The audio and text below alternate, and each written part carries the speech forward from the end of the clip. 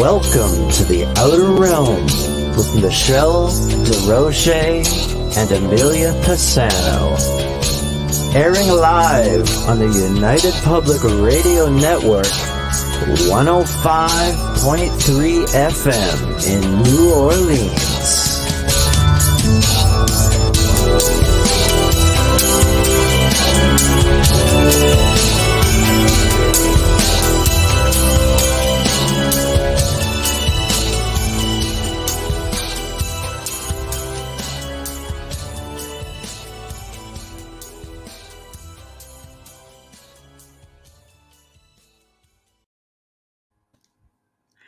Good evening, everyone. Welcome to the Wednesday night segment of The Outer Realm. We are broadcasting live here in the United Public Radio Network, 105.3 FM from the beautiful city of New Orleans.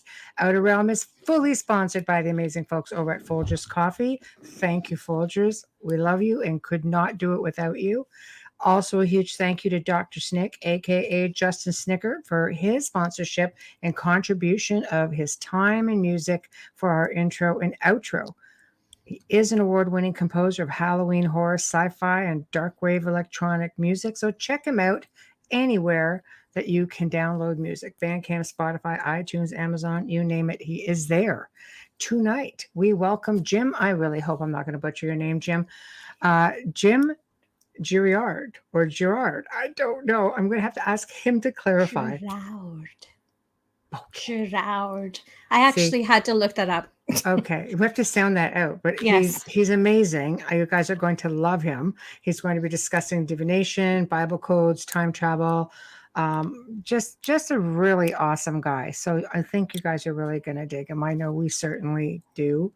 In order to participate, however, into tonight's show, you're going to have to head over to, let's see, what are we on tonight? International Public Radio, YouTube, UFO Paranormal Radio. We've got our usual Facebook, UFO Paranormal, Canada's Most Haunted, Outer Realm, Joe Montaldo, UFO Uncover, News on the Flip Side. So we can see all of your chats here on the soundboard. So feel free just to jump on any one of those. And of course, newsflash, do not forget, as I know I talked about this last week, now only on UFO Paranormal Radio YouTube, there is a new membership section. Why do we want to know this? Because there's going to be good stuff on it. It is the only place that you can find any of the archives for the Gray Zone Uncensored with Joe and I. A lot of the hosts are coming on and doing a lot of really special stuff just for members. And of course, a lot of the old archives are going to be up there, not just for us, but for many shows. And some of these shows are not even on the network anymore. So a lot of really good content. So, get yourselves over there. Show them some love. Become a member. Don't just subscribe. So, hello.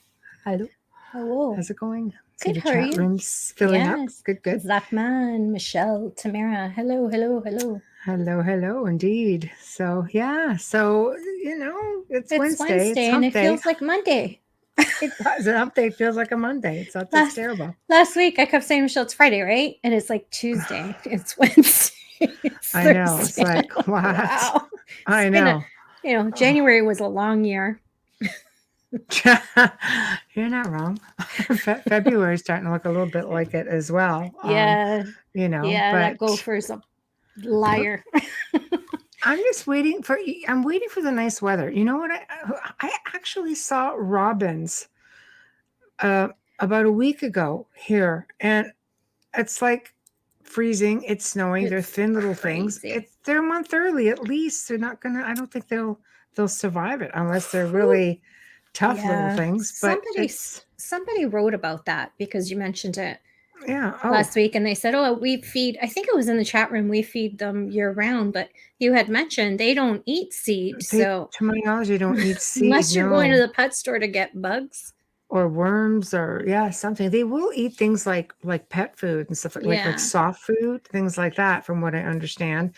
So, we've been keeping some close by anyway, just in case, but it's like, oh my gosh, it's sort of sad. But on another whole note, but just been working my little fingers to the bones and doing some research and finding some like amazing people, who were interested in coming on the show, and others we do seek out and reach out because we get requests. So then we take those requests very seriously, and we go out and say, okay, these are the topics that people want to see covered. So we're going to go out and find people who can fit the bill, and get our listeners feeling happy that we actually listened to their request. And I can't say it right now, but we have they're all amazing, but this guest here is just like, personally one that I have followed for a really long time. Just saying. Those are always the best. I know, every it's guest like, is amazing, but when you've been following someone for and a you long, long have that time. opportunity to sit down and have a conversation with them, I know, the way we and do, it's such an honor. And it's not paranormal. It's not ufology. It's not ancient history. Well, It's we're something not a freaking paranormal magnificent. show. Everybody thinks we're this paranormal show because We're not of what really. you Yeah, we're do everything. and what I do, but no. It's outside of the box. It's a outer little bit. realm. It's things that are, awareness, knowledge, right? We learn things, you learn things, the people we History. bring on learn things, and Yeah. we all have a lot of fun. So I think that's really important. Just like tonight's guest is going to be fantastic. I'm really looking forward to it. When he approached me, it was super interesting because he's very knowledgeable, but it was kind of like all over the place. I'm just like, it was kind of like me. Yeah, and like he'll fit right in. Yeah, it's Tuesday, it's Wednesday, right Friday. Yeah. Yeah. So it's like, this is going to But be they say outstanding. It's an effect of a great mind. That's what they say. There, People that's a perfect who way are of putting squirrely it. are very intelligent. I'm like, yeah, there's just too much there. That's what I think it is. I wasn't always like this, so it's a little bit weird for me too. But when I say, so what are we going to talk about? And he goes, oh, this is this or this. We can do this. We can do this. I'm just like, all right. We'll just let you like talk. everything. We'll just let him speak. Yeah. Absolutely. Tell his story. Well, we do try to do that too. We just try to make it all about our guests so they can talk I'm sure about he's anything. got some good ones. Yeah, absolutely. Oh, speaking of it, do you want to go ahead and read the bio and then we can bring him on? I thought you were going to say the Bible. I'm like, no, we're going to let Jim talk school. about that. I don't think you better not go there. Any of my teachers listening, I wasn't paying attention. Our guest tonight, Jim, is an award-winning artist, songwriter, and author of 3 published books on Amazon. He has invented a divination method using lettered dice, and I have those, so I can't wait to ask, and teach the method online, starting with a palm reading. They buy the dice and do the dice throws at home, send him the letters, and he decodes them and sends the reading. How cool is that? Very cool. He received a night vision in 1970 and was warned by this revelation to avoid loans, banks, and corporations. And he never had a credit card or took out a loan. That alone is the book of records. Never established a credit history and never went into debt. He stayed under the radar and never went to college, joined the military, or started a business, and bought everything he owns with cash that was saved up over the years. I already like him. I know. I bet like there's a million people out there going, why do we think of that? Yes, it's the way I work. But anyways, please welcome Jim. And I'm going to say Girouard. Oh, you're muted. Microphone. Your microphone is muted. Yeah, you have to unmute your microphone. Here, maybe see if I can do it. Hi, Lisa. Yeah, you're muted. Hi, Lisa. Yeah. You have to unmute your mic. No, I think he's clicking on the mic. At the bottom. Oh, there. There you are. How do we pronounce your name? Girouard. Girouard. Here we are. Easy. I Googled it. French I had the pronunciation. Girouard. Really? She's and Italian, then you come I'm and French. just say Girouard. It's a French name, and the original name was Girouard. Yes. Giroir. And, my parents immigrated here from Canada, and their ancestors were from France. And when we did a blood test a year or so ago, we found out that we're mostly British. Right? There's a lot of the French are. I've got some Brit in me, and I've got all those lineages in France. It's just like, how'd that happen? So Yeah, I mean, the United States is like the melting pot of Europeans. it's Yeah, so true. is Canada. Yeah, it's Yeah. true. It's a whole melee of like Yeah, I amazing mean, stuff. When French, Irish, Italian. yeah, Yeah. here too. Voodoo. When you Google the pronunciation and you listen for the sound, it is a French pronunciation. And we were like, we do not want to butcher his name.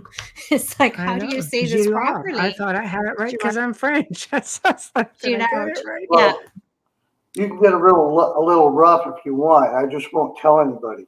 Okay. No, never mind. There are like, a couple of million people listening. So that's okay. So how are you?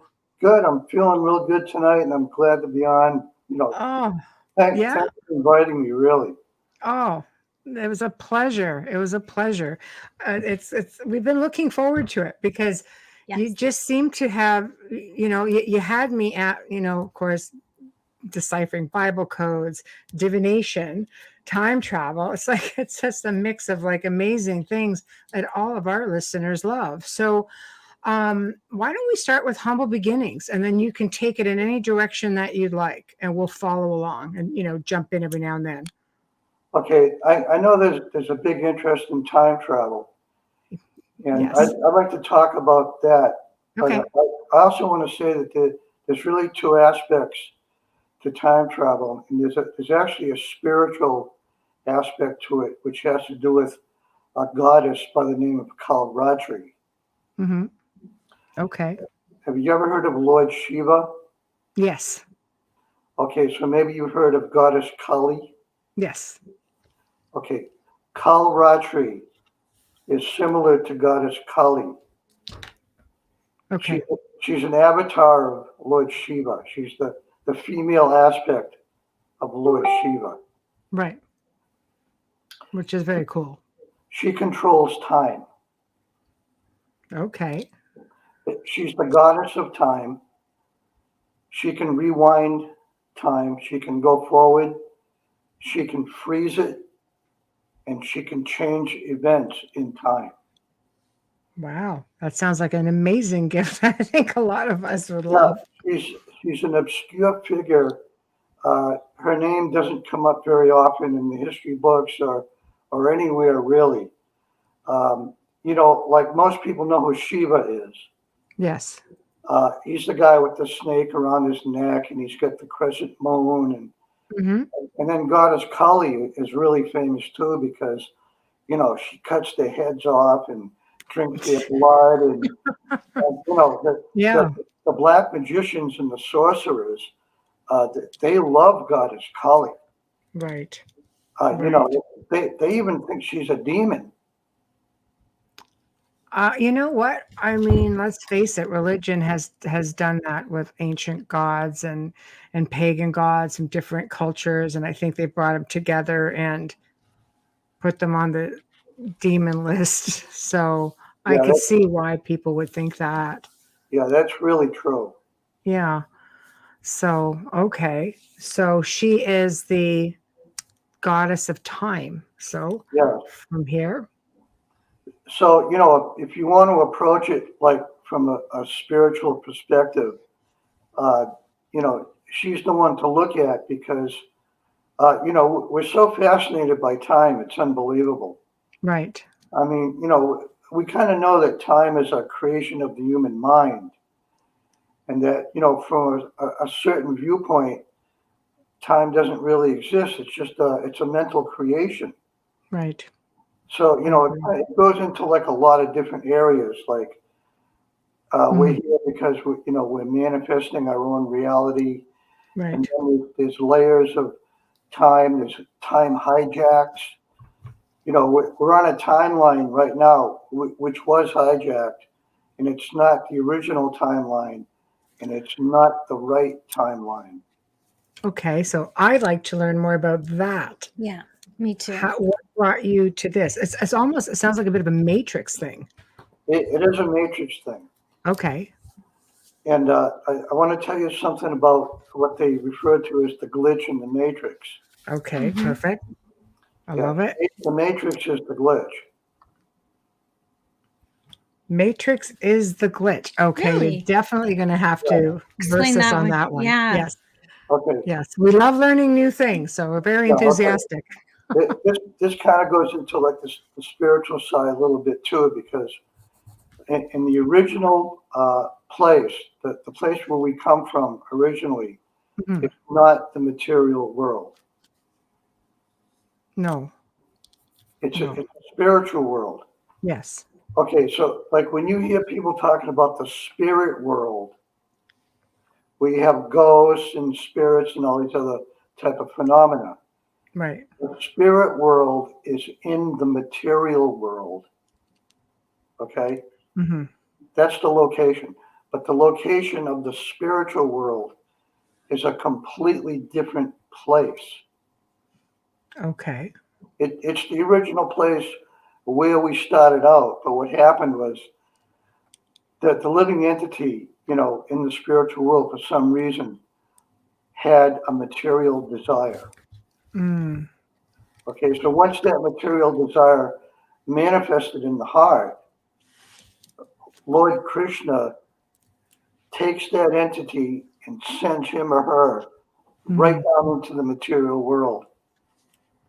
And not only sends that living entity into the material world, but Lord Krishna goes with that person into the material world. Mhm. Because your separation from the Godhead never happens. Okay. There's never any separation from the Godhead, ever. Right. Even these people that, like evil scumbags and things like that, Right. they, they have a connection with the Godhead. They're just not acting upon it. Right. They just don't. Yeah, they don't care. They have another agenda. Here's a question, Amelia. Can you see Yeah. that one? Thank you. Yes, Jenny. Is it Jenny? Yeah. Yep. Sorry, Jenny. Jenny. Asked, how did it get hijacked? Boy, that's a great question. I've been asking that question myself for years. Like, Okay. how did they do Yeah. it? Okay. Now, a lot Mhm. of people think that CERN had something to do with it, or maybe CERN did it. Mm. That the Hadron Collider. Right. Um, Yeah. So when do you think it actually occurred? I mean, some people tell you they feel like they've been living in this for a millennia. well, there was a civilization called Tartaria, Right.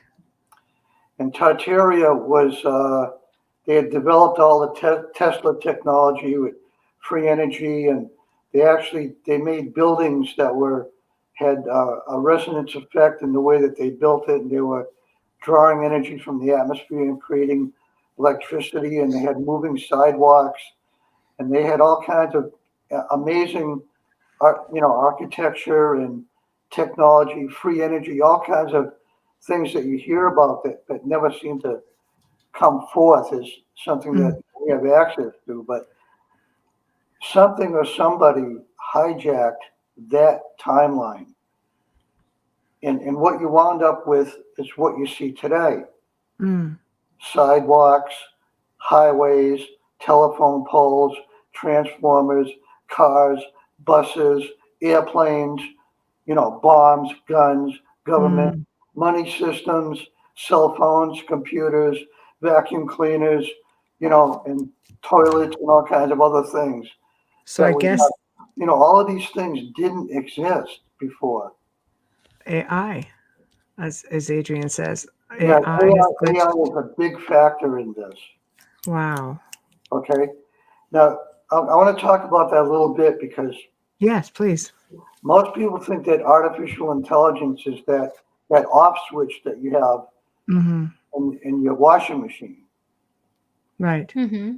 So they think that artificial intelligence is man-made. Hmm. I thought that myself. Okay. Wow. But artificial intelligence is what I call the universe on automatic control. Hmm. So in other words, you think about your heartbeat for a minute. Okay, you don't have to think about your heartbeat. Right. You're not thinking beat, beat, beat, all day long. As soon as you fell asleep, you'd probably die because you don't have to think about your heartbeat, Right. but Right. it beats on its own.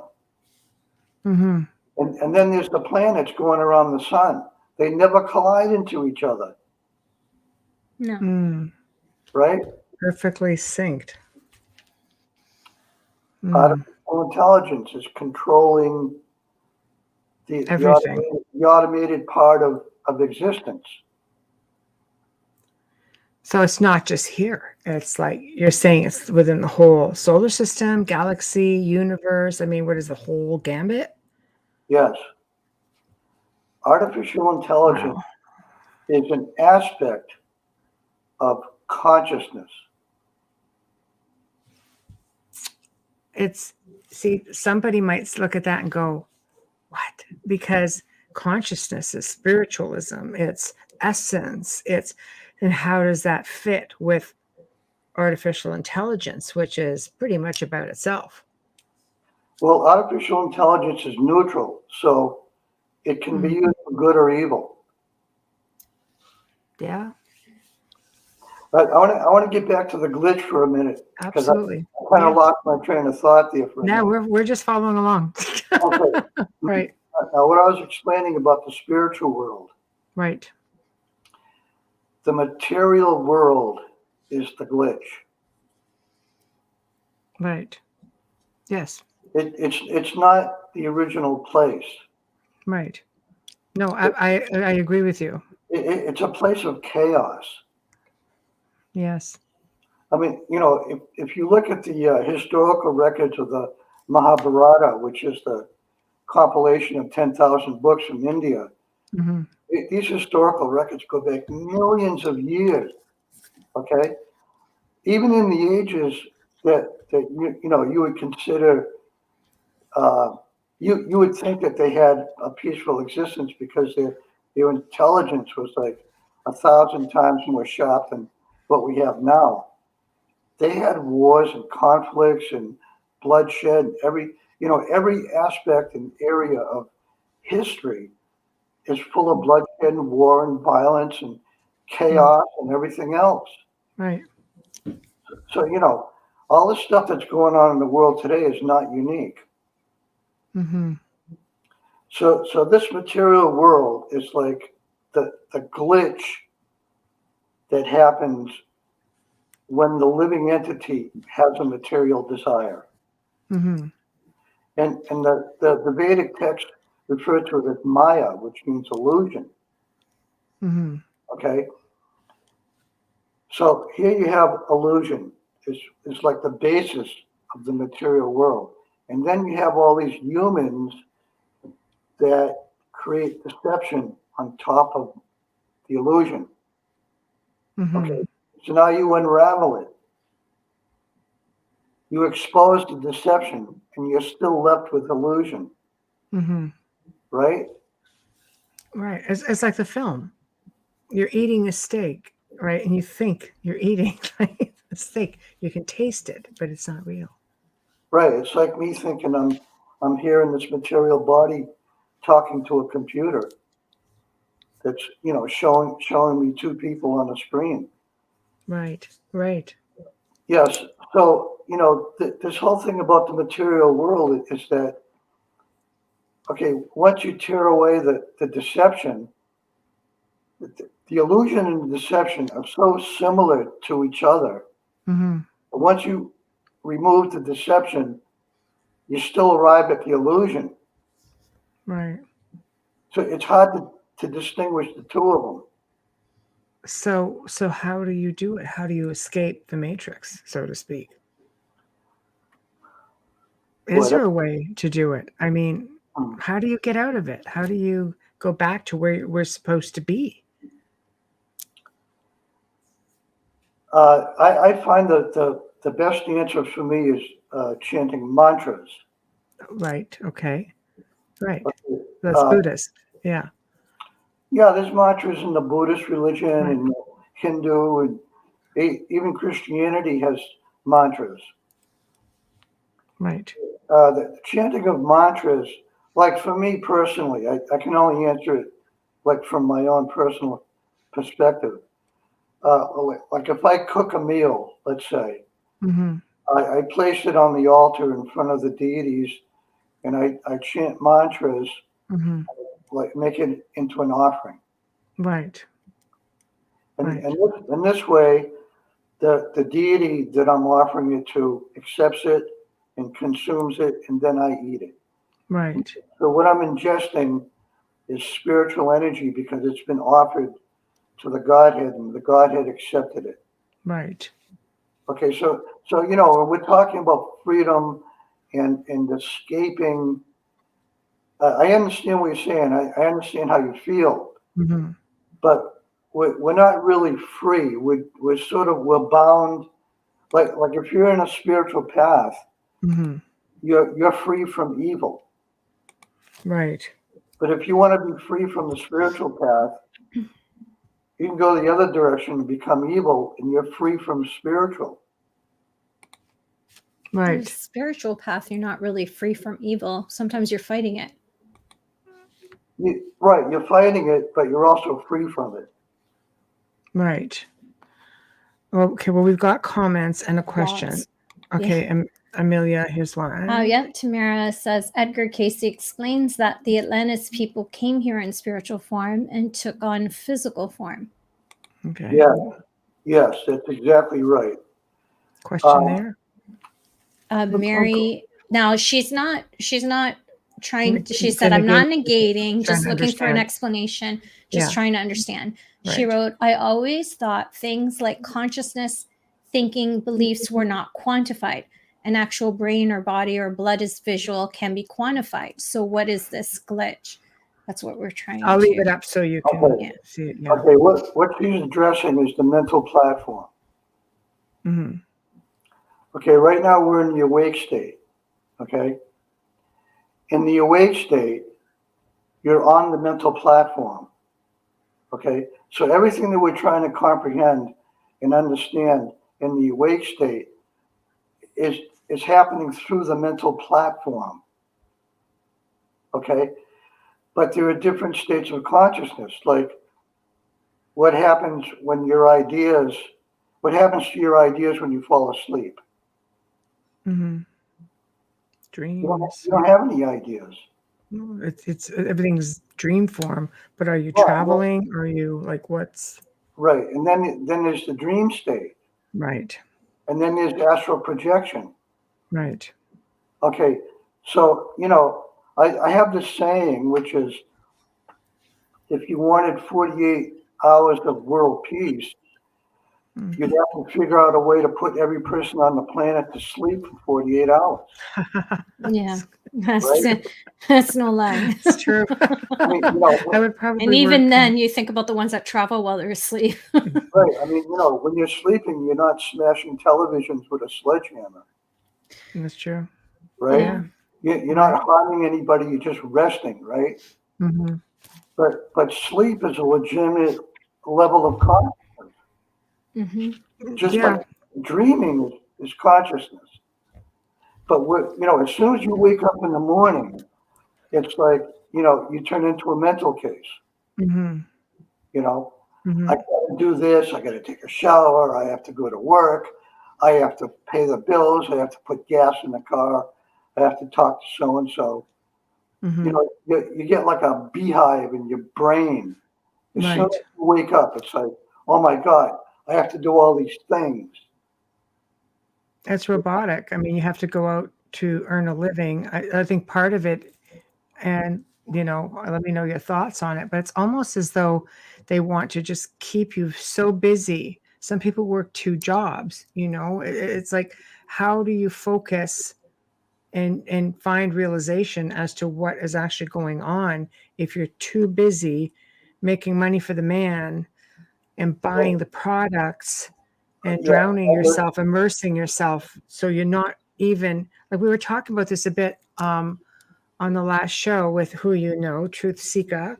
Yes. yeah, And it's like, you're just so immersed in technology. Like they're talking about this whole metaverse thing, and all this 3D technology, and working with avatars, where, for example, you're out in a forest somewhere, but yet you won't go walk in a forest somewhere for the Right, real thing. We're not connected to the planet anymore, I think. right. It's sort of getting back to the hijack of the timeline. Yeah. We're in the hijack state. I think we're slowly coming out of it. Okay. There's a lot of energetic things that are happening that you kind of have to look for these things because they don't come out like in the mainstream, and they'll come out by an individual, but there isn't any sort of loud glaring announcements about all these cool things that are going on in the world. You have to look for it, you know.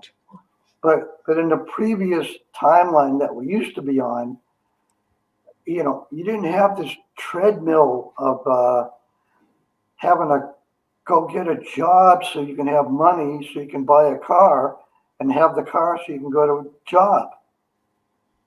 Sounds like, being a flower child in the 60s. It's all love and life and good times. But when do you think this kicked in? So when do you think this was hijacked? When did it really change, do you think?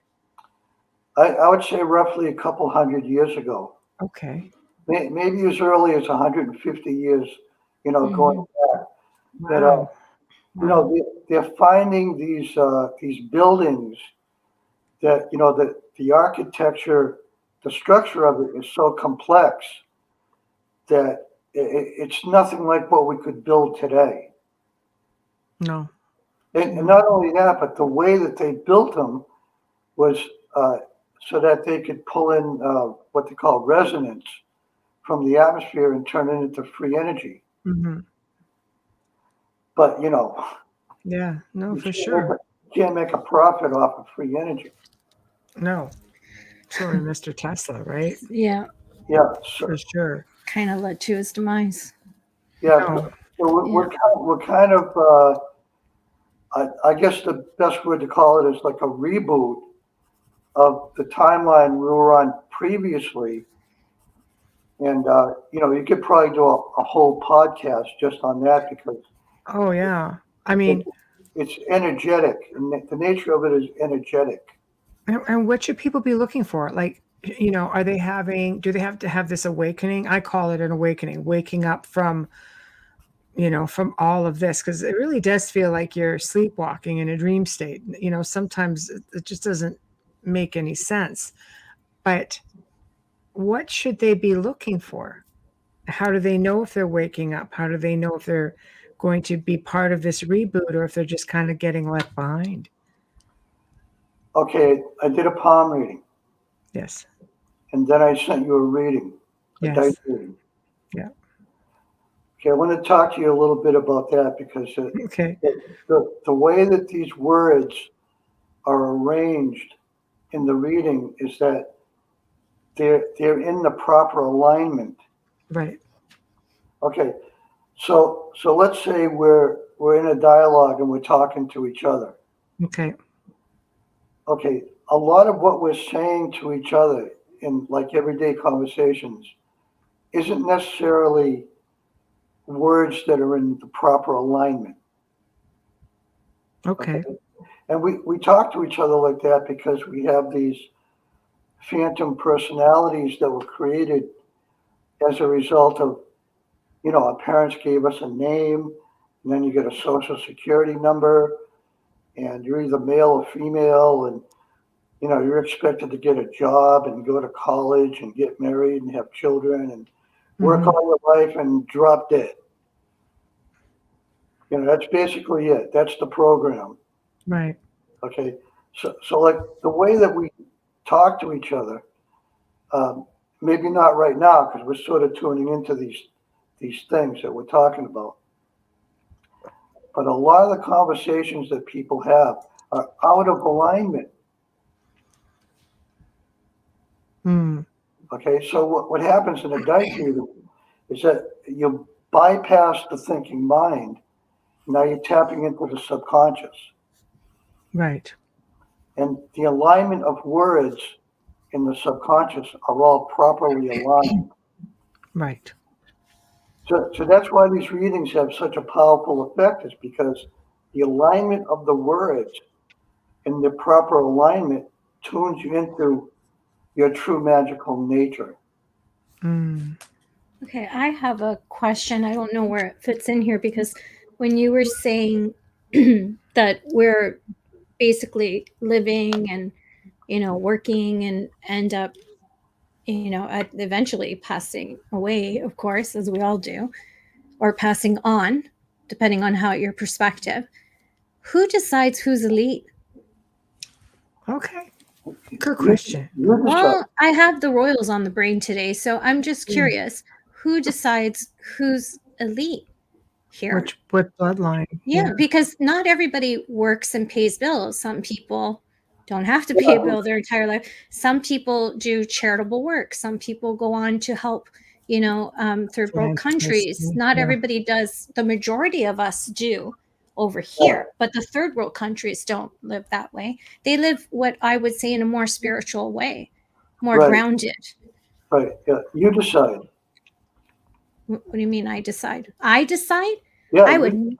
Oh my gosh. It's your decision. Even with royals, papacy, spiritual leaders, Dalai Whether, Lama. whether if it's maybe it's just an observation, maybe it's an assessment, might even be a judgment. Mm-hmm. Okay. It's the way that you see it. Okay, like there's a difference between personality and self-image. Okay. Okay, Right. Of course. I'll Yeah. give you a good example. Okay. Rodney Dangerfield. Right. Okay, Rodney Dangerfield, his self-image was 0. Hmm. His personality was 100. Yes. Okay, I love Rodney Dangerfield. Yeah. I did. his personality was completely developed, Right. but his self-image was 0. Okay, Right. he's telling you that in his jokes. Right. Yes. He's telling you, hey, look, I'm a loser. Yes. My wife's a loser. My kids don't love me. I'm not in good health. I'm not happy. Mm-hmm. And all these jokes that he makes, he's projecting to you who he is. And that's why he's so goddamn funny. And that's why they love him so much, because when you hear these jokes, you're thinking, that's me. That's my life. Right. Yeah. Well, the greatest comics really do live the greatest pain. That's Right. why they can be taken. I think a Robin lot of Williams the reason is a why perfect people, a lot of example the of that. reason why people laugh is because they're almost in shock that it's coming out, kind of thing, and they can relate. Also, Man on the Moon, the one that played Latka on Taxi. I can't remember his. Andy's something or other. Yeah, Jim He was the Carrey same. played him. He was the same way. Tremendous amount of pain. Richard Pryor, tremendous amount of pain. Tough upbringing. Eddie Murphy. Right. These are comics. We won't mention the old guy that just got out of prison. I just have to say that because I think he needs to go back. But anyways, that one alone. we'll leave that one alone. Yeah. Justice doesn't always prevail. And there's a reason for things. I believe in some ways that was a great setup if it was masterminded from somewhere else, because it brought eyes to where it needed to be. Yeah, Mary says, Robin Williams, huge, happy in public, sad in his life, as he thought, but more than we ever knew. Yeah, he has to be my ultimate favorite. I felt the greatest loss, which is really strange, when he took Andy his Kaufman. life. Andy Kaufman. Thanks, Janie. Hi, Janie. Thanks, Janie. Yes. Yeah. That film is unbelievable. And when you see that pain, I can't argue what you say when you say you choose it, because spiritually we believe we write our path. Yeah. So it's the same kind of perspective. Yeah. I have a hard time when it comes to royals and papacy and Dalai Lama, because Dalai Lama is chosen in a spiritual, that's the belief. But if You they are believe born, it's it's a bloodline reincarnation. here, right? Yeah, Like, yeah, but Dalai well, Lama is like a reincarnation, right? yeah, yeah, you're exactly right on all those points. mm-hmm, Russell Brand did turn his Exactly life right. around. Thanks, Trish. Hi, mm-hmm. Trish. Yeah. Yes. Hi, Trish. I think that there's like a big part of us that has this sort of anger and frustration towards the elite because they seem to be like manipulating and controlling the narrative. Mm-hmm, But I just think that they think they're doing that, but they themselves are being controlled. mm-hmm. At some point, I think you have to sort of transcend the anxiety and the anger towards Mm-hmm. them because each person is sort of like uh, think of it this way. God is here in a way, but he hides inside of a human being. Mm-hmm. He's hiding inside of each person. Mm-hmm. And the ones that discover this Godhead within them, they sort of radiate this alignment that I was talking about with the word. Right. I want to tell you about something that happened when I was Okay. talking to a friend of mine. His name was Augusto. Okay. I was talking to him, just like I'm talking to you right now, and we were discussing these same sort of topics, okay? Mm-hmm. And then all of a sudden, I see like this change in his face, and his body started like, I could tell just from a physical and facial expression, something was happening, you Right. know?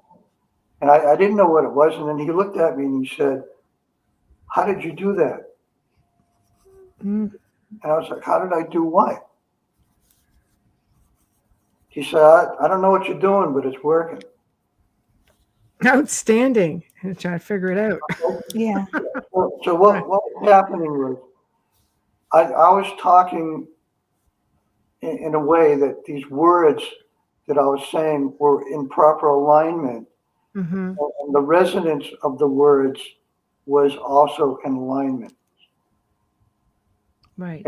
And what happened was he got the resonance, and he got it. He got the energy, Mm-hmm. and he had a revelation. Wow. But Okay. it wasn't really the content of what I was saying. It was the vibration of the words and the Mm-hmm. sound of the words. How everything resonated. It's the resonance. Yeah. Okay. Right. So that's what I was trying to explain about the readings is that we don't know how to tap into this resonance in the way that we talk to each other. We're kind of short tempered, we're rude, and we're cruel sometimes, and Mm-hmm. sometimes physically violent, things like that. All of those things are all out of alignment. That's a good point. Adrian said maybe you aligned some or all of his chakras. That's a good point. Just with, like Yeah. with resonance. And it is Yeah, all about vibration and frequency yeah, at Mm-hmm. the end of the day, right? yes. Um, like for example, if we're being honest with each other, Mm-hmm. and it's coming from the heart, that comes from like the fourth chakra, Mm-hmm. which is the color green. Okay, so Mm-hmm. if I'm being like really honest and thoughtful, that sort of green heart energy comes from me through my words and through my expressions and things like that. Right. And then the upper chakras, sometimes they're difficult to understand because the higher chakras up here are more like telepathy. Mm-hmm. And then the top chakra, which is the crown chakra, is Mm-hmm. the spiritual identity. Right. Right. Hmm. That's right. That's a So lot to take in. yeah, yeah. So as Tamara says, it's the divine spark that we all carry, right? So Yes, I mean, you don't really have to be too concerned about what you're talking about, but it's the way that you say it. Mm-hmm. Mm-hmm. You know, No, I agree.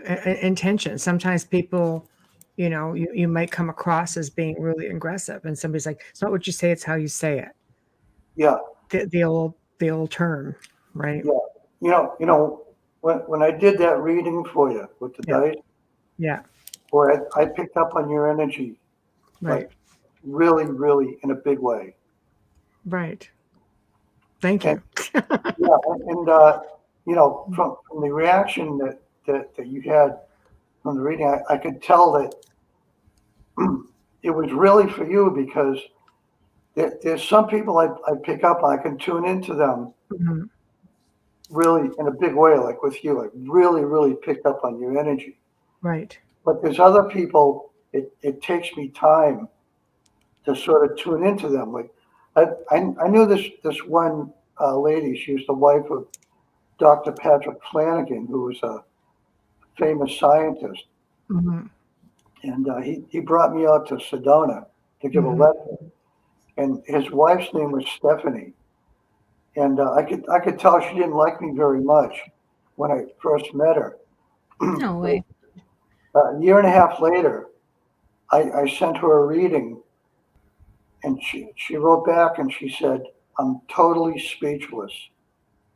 Oh, you're so gentle, though. How could she not like you? You're just so gentle Well, and soft you spoken. know, some people just don't like other people. It's just, Yeah. Frequencies, maybe. It is. Yeah, it Yeah. is a vibration thing. you like Yeah. some people and other people you don't. But what I'm Yeah. saying is, it took me a year and a half to tune in to her because, like, when I did the first reading I did for her, it said that in a previous life, her family was in a village, like a tribe, and that tribe was captured by another tribe, and they tortured her family, and she was forced to watch it. Oh, Okay, Mhm. gosh. Wow. so when I met her in person and I mentioned what the reading said, her reaction was, "Hey, let's go to a restaurant." She wanted to Mm. continue that conversation. She No, she didn't want to continue it. Hmm. Oh, She Why not? tuned it right out. Wow. Yeah, not everybody's. that's going to be hard to heal, though, when you do that. Yeah, but what I'm saying is, a year and a half later, I tuned in. Hmm. I didn't know I was tuning in, but the reading came out. It had her name. It explained how she felt about herself and other Hmm. people and about life. And I sent it to her. It totally blew her mind. Totally. It was meant to be. She was never expecting it, and neither was I. Right. Okay. So I want to tell you this other story that happened in Sedona while I was there. Okay. There was this couple by the name of Christy, and then there was her husband. I can't remember his name. But then there was this other guy by the name of Jade. Okay. And Jade was sort of like romantically in love with this girl, Christy, who was married to this other guy. He was like really infatuated with this girl, Christy. And he saw me as like competition or something. And he was a Scorpio. Ah. You know anything about Scorpios? They can really, My whole family is Scorpios. One of man, them's in the chat room. Scorpios. Oh man, they I can get just. along really well with them because I'm Pisces, so I'm okay with them. Yeah, I get along with them too, but Yeah. they can really spit out the venom. Yeah, no, she can't. She's sweet as pie. Yeah, Jessica's just sweet as pie. Yeah. yeah, you know what I'm talking about, right? I don't, because like I said, I don't have that experience, but I've heard other people talk about Scorpios that way because, well, a scorpion, right? The stinger. Okay, Yeah. so this guy was tearing me up like you wouldn't believe. Okay, Yeah. so what I did was I had a stack of readings sitting right next to me on the table. Okay, and I had done a reading previously to going to Sedona, and one of those readings was a reading about him. and it had his name on it, and it said that he was the gatekeeper of Sedona. The Wow. gatekeeper of The gate- Sedona. Like the protector. Okay. Right. Yeah. Right. So what I did was Yeah. I lifted up the pile, and I just grabbed any old reading that I could find. Mhm. And it turned out that it was the reading about him. And I read it to him, and the guy's face melted. Wow. His mouth was dangling open, and he stood up and he walked over to me and he hugged me. Wow. And a minute earlier, this guy hated me. Again, Wow. vibrations. So Yeah. your readings then basically are attributed to the past or the proper timeline. Right. What I'm saying is these readings, Mhm. they tune into who you are as a person, the Right. magical person that you are. King, duke, prince, priestess, princess, queen. You know, there's all of these different titles that you get. You get like a magical name, Right. and it describes your nature. Right. It's your real nature. And what I was doing by reading this reading I had about him was I was acknowledging his true magical nature as a protector and a Mhm. gatekeeper. Right. But he was, you know, he had that sort of scorpionic Mhm. dead. I mean, it's their nature. Right. You know, Right. like someone gets bit by a scorpion, and then they say, "Well, why did the scorpion bite me?" Mm-hmm. Right. That's I what don't the know. scorpion It's does. their nature. Yeah. The nature of the scorpion to They bite. sting. Yeah. Right. The stinger. Yeah. Right. Well, that's a natural reaction. And boy, can they sting you if they want to. Oh yeah. I'm seeing all these comments about Scorpios in the I chat know. room by Dave, and I'm just laughing because I've never had that experience with any of them. Right. Ruled by Mars. Right. Right. Yeah, I mean, I get along great with Scorpios. Yeah, so do I'm I. I'm a Taurus, so I get along really well with Taurus, Cancer, Scorpio. Yeah, yeah, I'm a little yeah. that's just me. I Yeah, fit the Taurus bill. So I think for the sure. only one that sometimes I twitch is Gemini. Sorry, all you Geminis out there. But I think a lot of people have that twitch with you. Yeah, I know what you mean about Really Geminis. Geminis are emotionally high strung. Geminis, well, they're confused. Yeah, totally They're confused. confused because There there's we two go. of them. It's kind of Yeah. like Pisces. We're swimming Twins. upstream and downstream at the same time. So, I love Pisceans. thank you. And I love Tauruses too. Yeah, Oh. they're great signs. I don't know. I find them Those- very spiritual and those are compassionate. two of my favorite signs. I think my number one favorite sign is Sagittarius. Hmm. I Why? just totally love Sagittarians. What is it about Sagittarius that you like so much? They have a perspective. Right. And Sagittarius is the archer. Mm-hmm. Okay. Yeah. So you know, I'm a triple Virgo, and I was born on the eclipse of a full moon. Mm-hmm. So Virgos are like really kind of intellectual types, you know. Yeah, I have issues with Virgos. Not you. So when Virgos and Sagittarius get together, Right. Virgos are kind of cerebral, you know, like intellectual. Mm-hmm. But Sagittarians are they're the archer with the bow and arrow, and it's a half man, half horse, and it's the sign of the perspective. So what Sagittarius does, which is really complementary to a Virgo, is they take the precision idea of a Virgo and they cast it out into the sky. Mm-hmm. Right. Okay, sometimes my niece is November 21st, so she's right on the cusp of Scorpio and Sagittarius. Yeah, Yeah. that's an interesting cusp too. Yeah. Right. So I had Leo something and coming Cancer up in has here. a lot of similarities. Oh, he's answering Mary. They're right Good next to each other. Yeah. Yeah, Okay, they are right okay. next to each other. Right. Yeah, Okay. My what husband's a was, Leo. Yeah. what was the comment? I didn't get a chance to read it all. Okay, Oh, which one is sorry. it? Mary a few asked about comments. Leo Which and one are we at? Cancer, and Dave Petrella, who does astrology, just said Leo and Cancer have a lot of similarities. They're right next to each other. Yeah, Leo that's is the sun, yeah, Cancer is the moon. yeah. Right. Right. Exactly. And so Great when you have an astrologist in the chat room. Geminis. Gemini's dual personality. Sometimes you don't know who you're dealing with. I was married to. Ouch. Gemini. Ouch. I have Right. every sign in my family. I mean, Yes. all 12 of them, because we have a big family. So yeah, I can list if you look at the people that my frequency doesn't rub well with, it's usually Virgos. It's hilarious. Virgos they're a piece of work. Yes. Wonderful people. Yeah, I mean, there's a lot of famous Virgos like Michael Jackson and quite a But few we others. won't go there with Michael Jackson.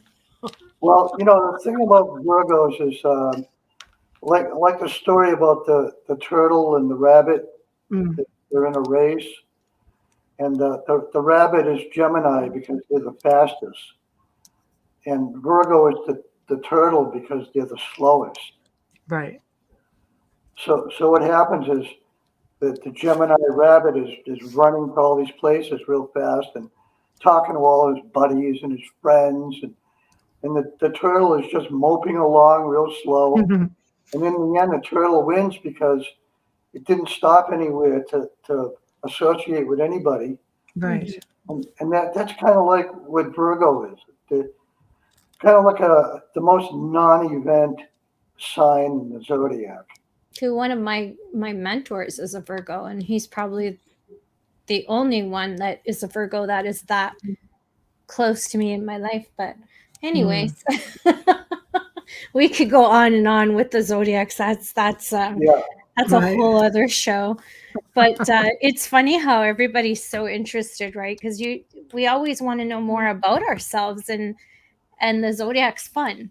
Honestly, it is a lot of fun to see things. Yeah, I got used to Western zodiac, Cancer and Leo and Virgo and all these, the sort of Western perspective of astrology. I got from a magazine, like when the Beatles came to the Ed Sullivan show. There was a Beatle magazine that came out, and it had all the astrological signs of the four Beatles. Like Right.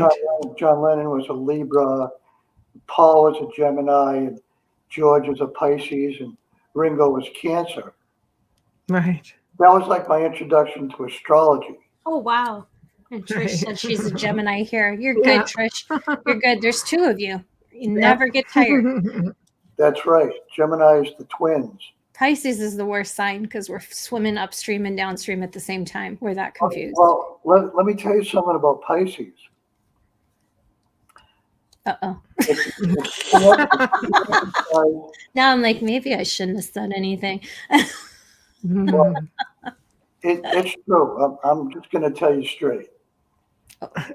If you can exercise self-control, that's the key to everything for Pisces, because Pisceans, they have the tendency to go towards the alcohol or the cigarettes and the drugs and the partying. Oh, I'm not. Bubbles, you're just a party animal in disguise. I'm a really boring Pisces because Okay, I don't do any of that. Yeah. Right. Here's the thing about Pisces. If you're a sober Pisces, man, you've got it. Well, thank you. I've been Yeah, sober you've for got it. years. Yeah, I can't drink. I have one drink, I'm under the table. Like I can't hold my liquor to save my life. I'm telling you right now, Yeah. you are lucky.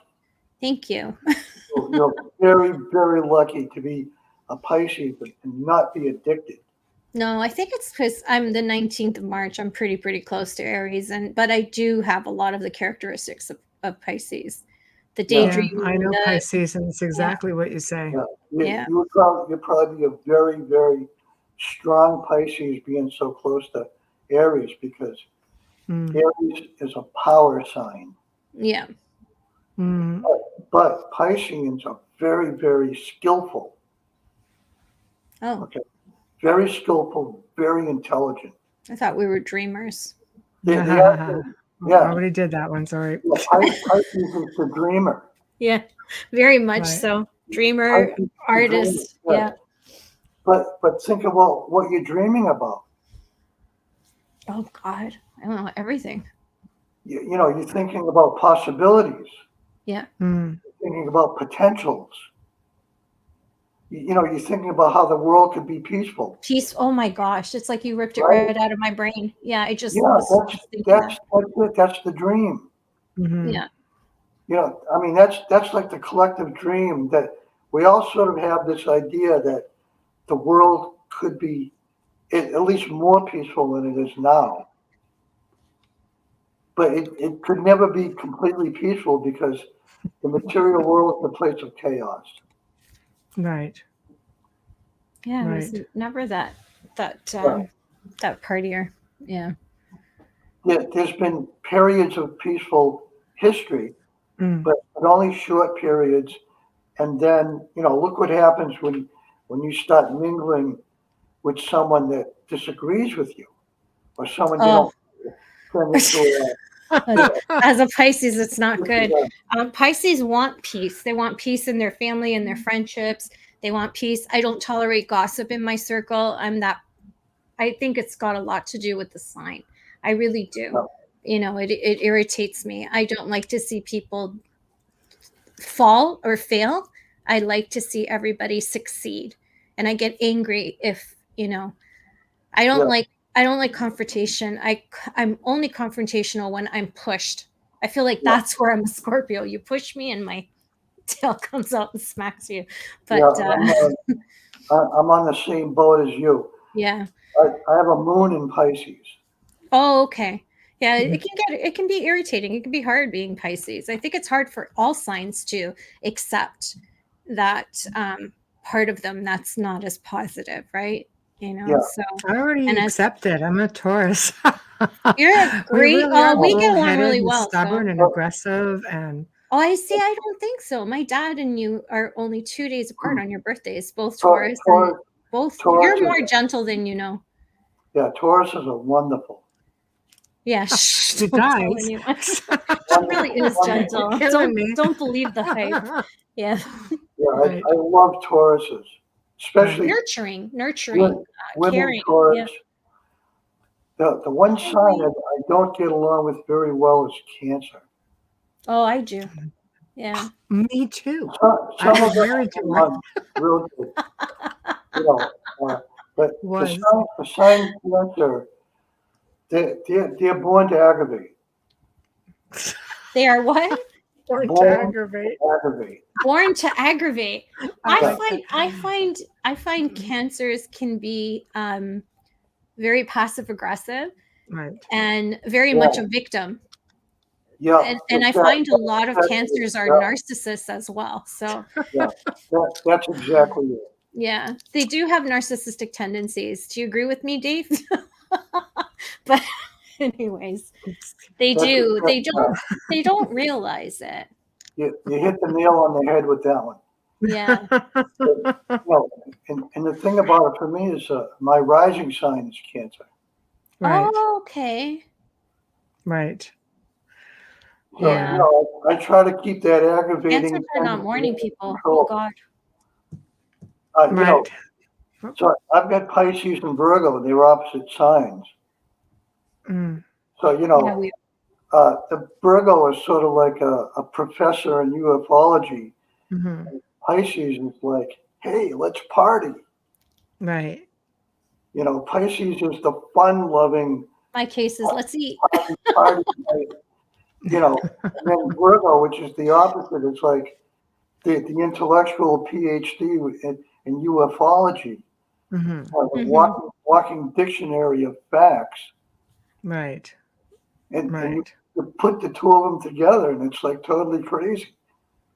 Right. That's me. Yeah. Yeah, I try to. I mean, it's always good when you get the old cliche line, "What's your sign?" I think it's a I good know. question because right off the bat, you know who you should be staying away from, who you can be compatible with. I think it Yeah. should be a prerequisite. We have to be So, careful. Mary's a Cancer. She's like, that's a Cancer. I will listen with a giggle. I love Cancers. I get along with them really well, but I right. know them very well and I know the tendencies. They Mhm. are so similar. My friends that are Cancers that are different ages are so Right. similar in Right. personalities. And I just know when to just like back off and not push Right. Yeah, things. they're not, I read them very easily. cancers aren't usually mean spirited. It's like we were talking about Scorpio. Scorpio will sting you. It's their nature to sting. But Mhm. with Cancer, it's their nature to aggravate. Right. But it's not mean spirited. No, it's just Mhm. the way It, they are. it's Yeah. their personality. Well, Right. Wayne said he finds Geminis to Yeah, let me be, just bring it no, up. you're not bad at all. I get along really well, Robin, with Scorpios. I love Scorpios. I found Gemini to be able to see both sides of a situation and can easily understand both sides. I Mhm. feel that with Libra as well. Mhm. Libra is Libra, always the peacemaker and never ask Libra where they want to go to eat. Just saying. Mhm. I didn't know Never that. ask them a question that they have to answer. Not what movie do you want to see? Where do you want to go eat? Oh, Do you want to go yeah. for Okay. coffee? Yeah, They are right. indecisive. They can't make decisions. It's the biggest joke we have going because a Mhm. friend of mine, both our daughters are Libras. We're like, don't ask them Right. because Right. we're going to be here for hours. Really, we're going to Okay. be here for Right. hours. Here's a quote by Aleister Crowley, who was a Libra. Yeah. He said, "I gave my life to God, but I don't know which God it is." There we go. I was gonna say I what? like that. I'm going to write that Yeah. down. I love that. Yeah. No, for That's sure. Libra. They do They, love to they, talk. they Cancers can't love to they can't talk. make a decision. Mhm. No. It's the balance. I like Such Libras a because they're balance. humanitarian. Right. Right. David Sarita. Do you know who he is? Yes. Okay, I've heard the David name. Sarita went out by himself and planted 1,100,000 trees. Trees. Yep. That's amazing. Libra, Yeah, it's amazing. you That is know, amazing. Libras do things like that because they love humanity. Mhm. You know, uh, Dr. Patrick Flanagan was a Libra. Mhm. Let me tell you the story about the reading I sent to him. Okay. I watched some of his earlier videos when he was younger, and I did a reading and I sent it to him. And part of the reading said, the Porsche goes over the cliff. Uh-oh. So I didn't know what that meant, and I thought, well, I don't know if I'm going to send this, but I sent it anyway because I thought maybe it meant something to him. Okay, Mhm. he got the reading, and 3 days later, he woke up one morning and he went, "That's it, I got it." Alex, a friend of his, went over a cliff in a Porsche. Wow. So it's like anything else. It could have a delayed reaction, right? Yeah. So what happened was this guy Alex, as he was, going through the air in his Porsche, Sai Baba appeared in the car and embraced him, and he walked away without a scratch, and the car was totaled. Wow. Wow. Okay, so Patrick Flanagan called me on Skype and he said, "My guides are telling you what to send me." Hmm. And did they? I think so. I mean, I believe so Right. because Right. it's a lot of people think that this type of divination is channeling, but it's not really. Mhm. It may be similar to channeling in a way, but what you're tapping into is the subconscious mind, and the Mhm. subconscious mind is connected to the Akashic records. That's right. Mm-hmm. Okay, Right. but it's not like a Ouija board because And a Ouija board, you're like, okay, who's out there, Right. right? But you don't invite strangers into your home, Right. Right. right? That's a good way to put it. Yeah. So why would you invite a strange spirit into a Ouija board? We have that question, that we have that discussion all the time. Yeah. Yeah, like there was a story about a Ouija board in Fitchburg, Mass, which is where I'm from. Right. And once they realized that there was a whole bunch of bad energy coming from this Ouija board, Mm-hmm. they threw it in the fire, and they heard, Oh no. Right. Right. the entity that was in the Ouija board was screaming when they threw it in the fire. Right. Yeah, it's really tough because unless you actually bind them in there, they could just, they could get out fairly easily. Yeah, the Ouija board is sort of like riding a wild bull and trying to stay on it. It can. For Yeah, sure. with no net. Yeah, it can. Ouija boards, you have to be very careful because you could risk an attachment, and then it's not even about the board; you're the walking planchette. So that's a huge discussion. So basically, when you're doing your readings, people just tap into the Akashic records. It's a tap in. It's completely different. You're tapping into the individual. You're tapping into their file, right? Yes. Yeah. Now, like the reading I did for you. Okay, here's how I did it. Okay. I don't want my thoughts to interfere with the reading.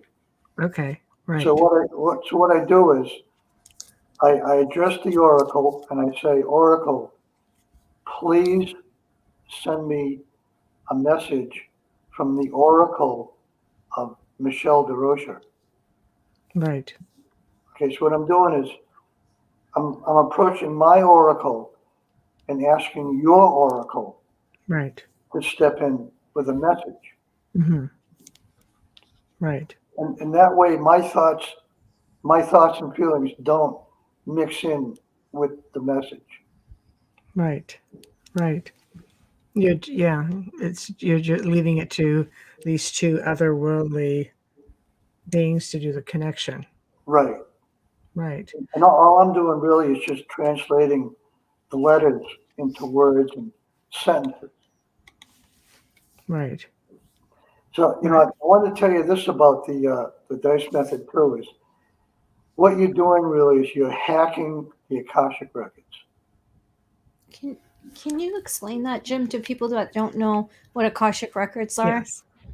Please. Okay. Inside the earth, you have millions and millions of crystals. Mm-hmm. Okay? And crystals have the ability to absorb knowledge and information.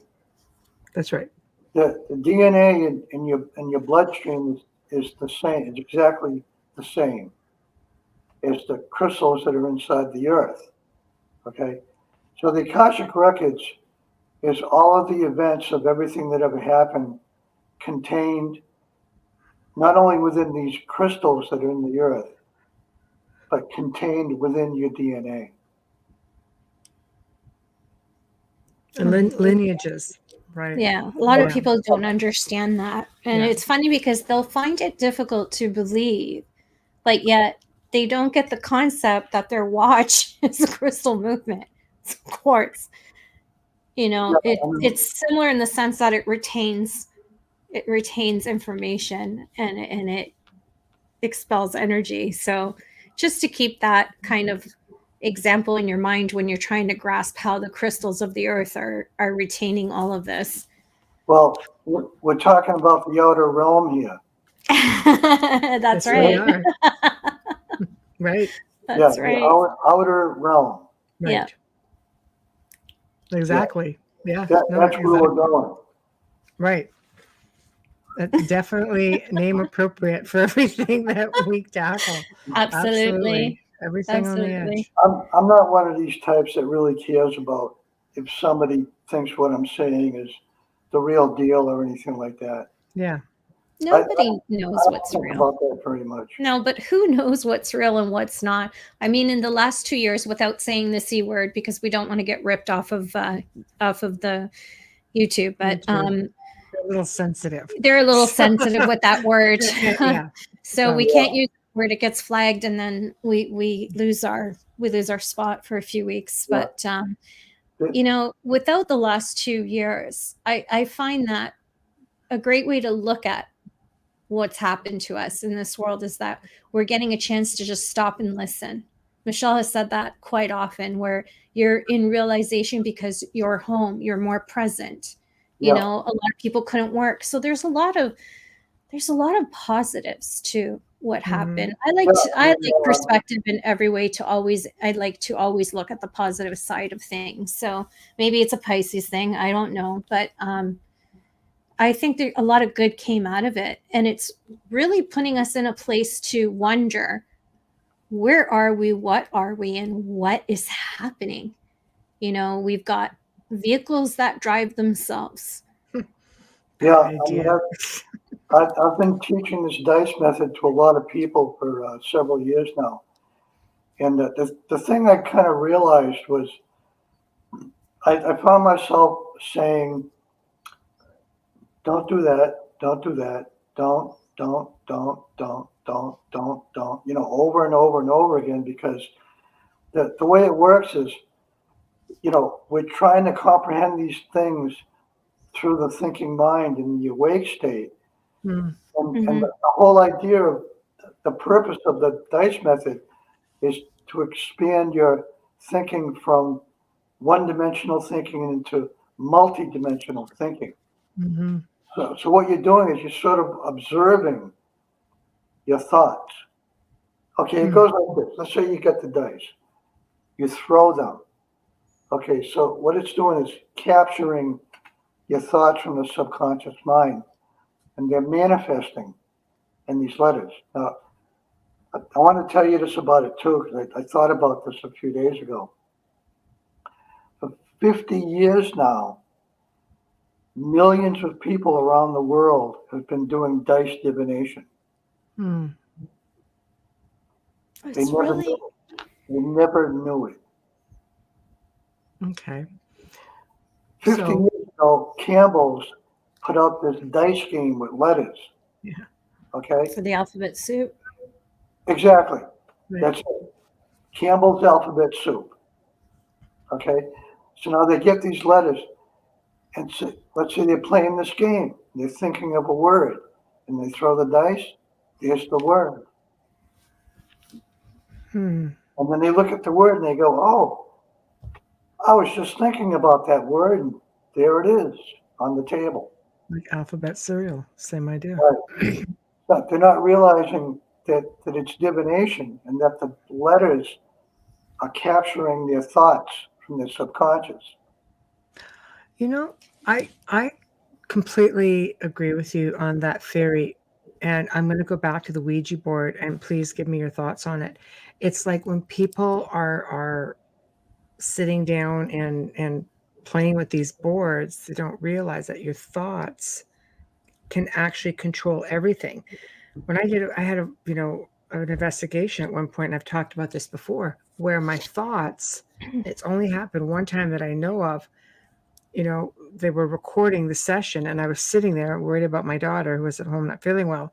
And I made a comment about having to get home to her, and it projected out onto a voice recorder. So we're really strong we're strong beings, Exactly. and we can definitely project out intention. And I mean, we can create like psychokinesis, telekinesis, all that sort of thing.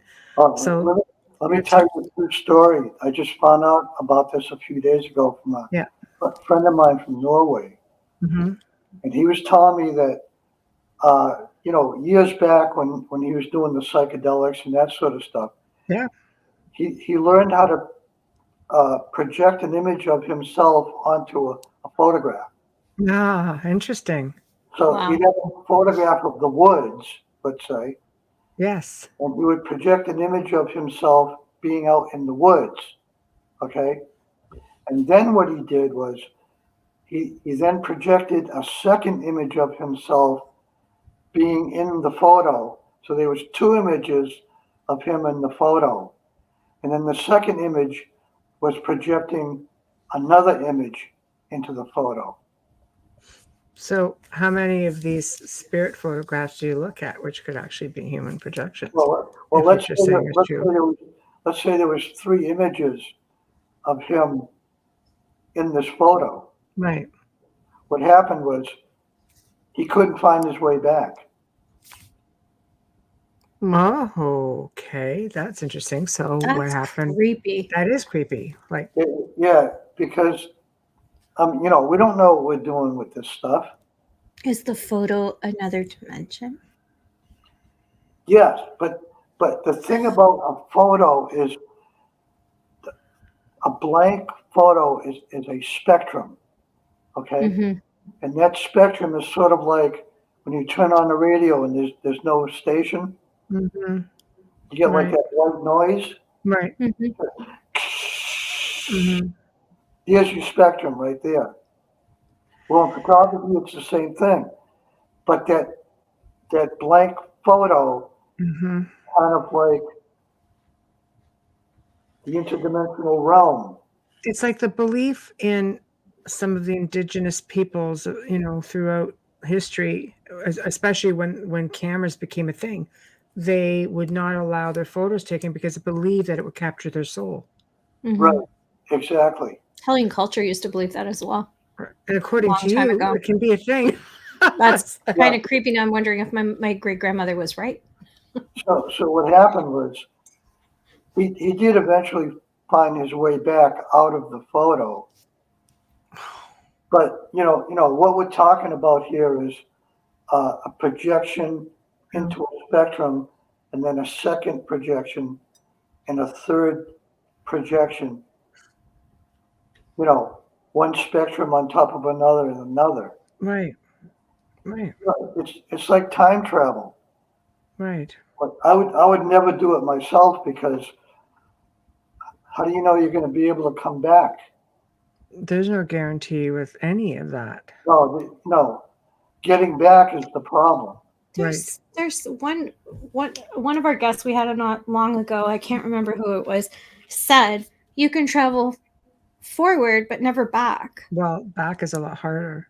No, but they said to the past. you can't do it at all. But a lot of people have gone from the future. Well, I don't know if it's true, but I mean, the stories are that they come from the future government back. stuff and Yeah, so I military don't. stuff. Well, yeah, like photos with cell phones and whatever recorders and. Yeah, the thing about going into the future is that it's much easier to go into the future because it hasn't happened yet. It's a potential. Right. But if you believe in interdimensional, it's ongoing. It is happening right now. Yeah, so Yeah. I think we're going to take a vote here and say you can go either way. Thank you. Because Right? that's what I thought. I was really Right. surprised, right, when I Here's- heard that. But I'm always here's open-minded Trish's to comment. everybody's.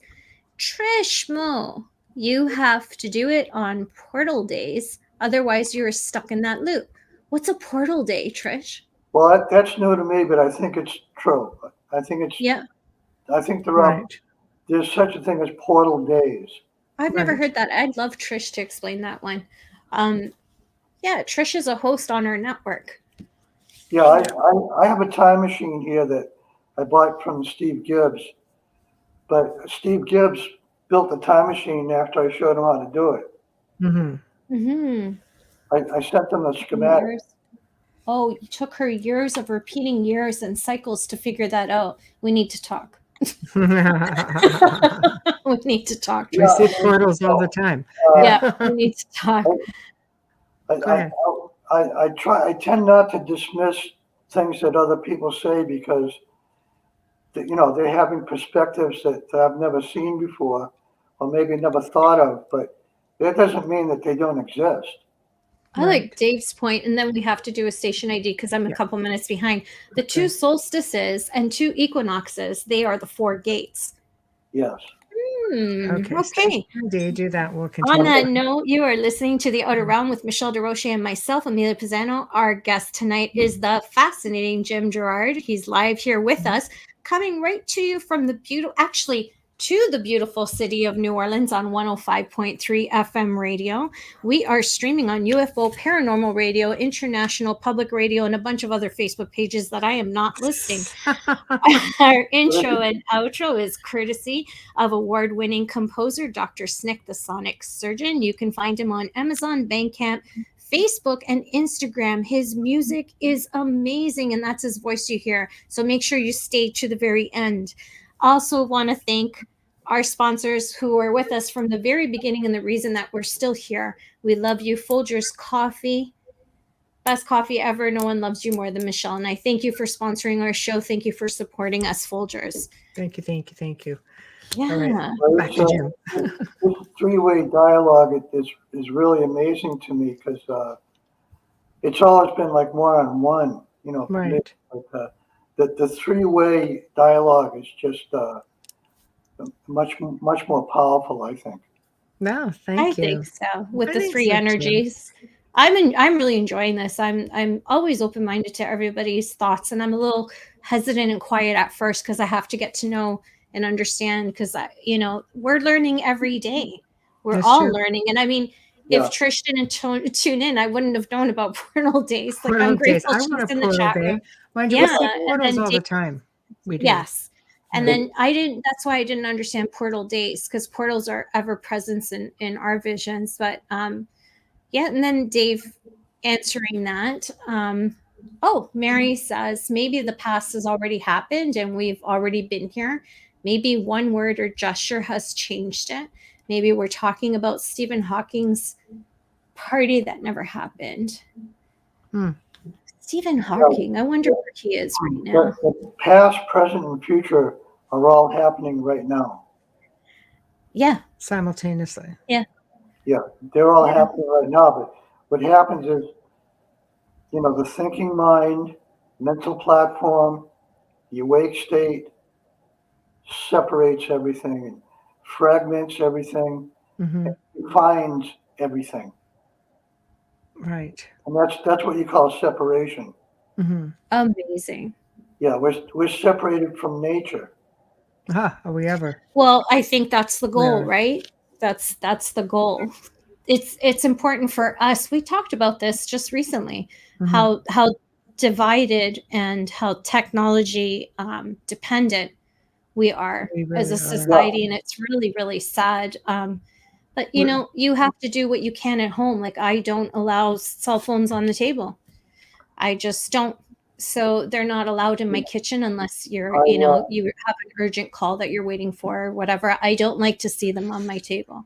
I turn off my cell phones all day long. I have them turned off and at least 3 or 4 feet away from me.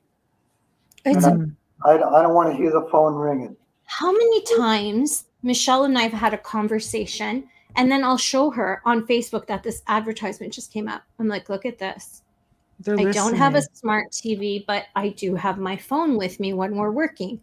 So I kept my landline, and that's my saving grace, and I will stand by it. I swear you should keep a landline, turn your cell phone off. Anybody that needs to get a hold of you, that it's urgent, will call your house. Anyone else, it doesn't matter. They can leave a voicemail on your phone.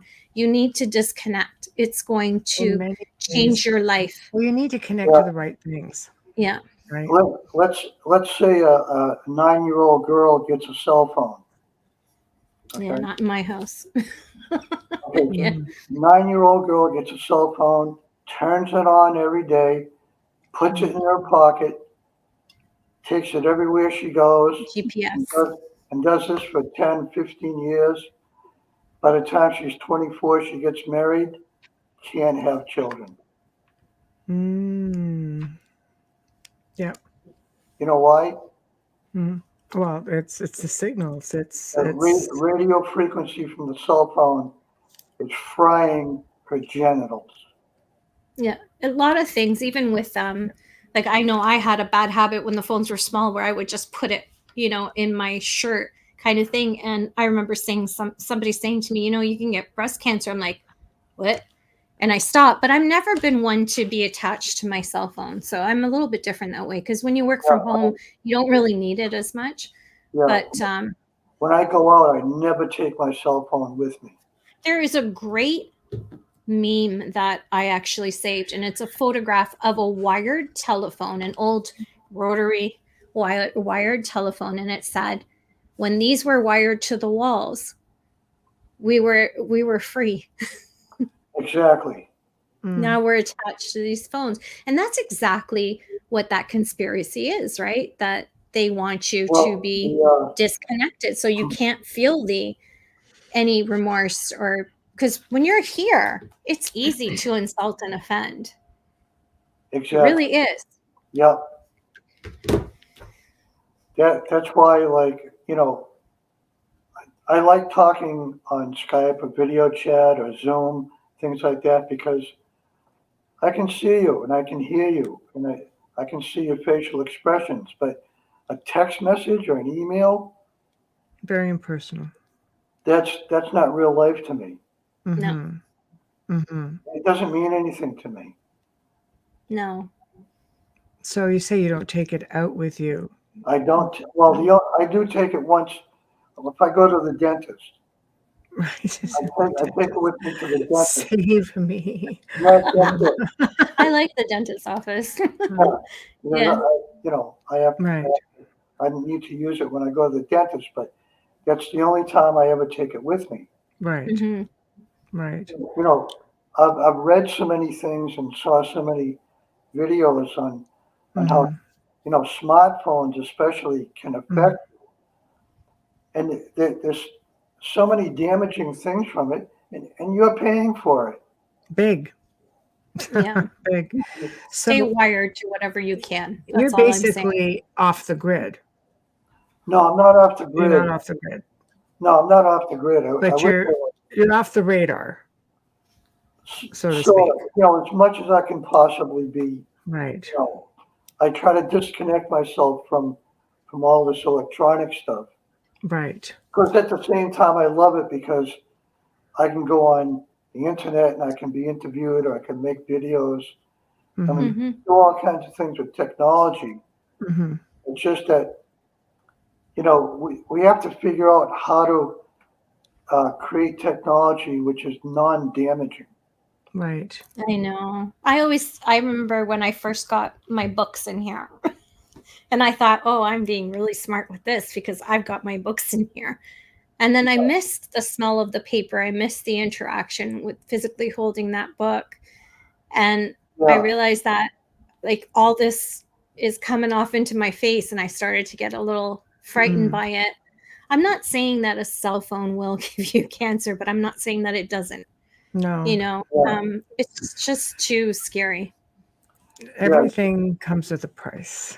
Microwaves too. You're supposed to stand so many feet away from them when you're using them. How many people are like heads in the glass?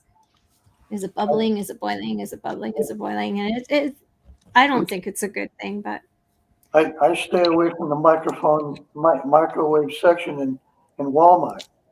Right. yeah. Right. Oh, just from the boxes.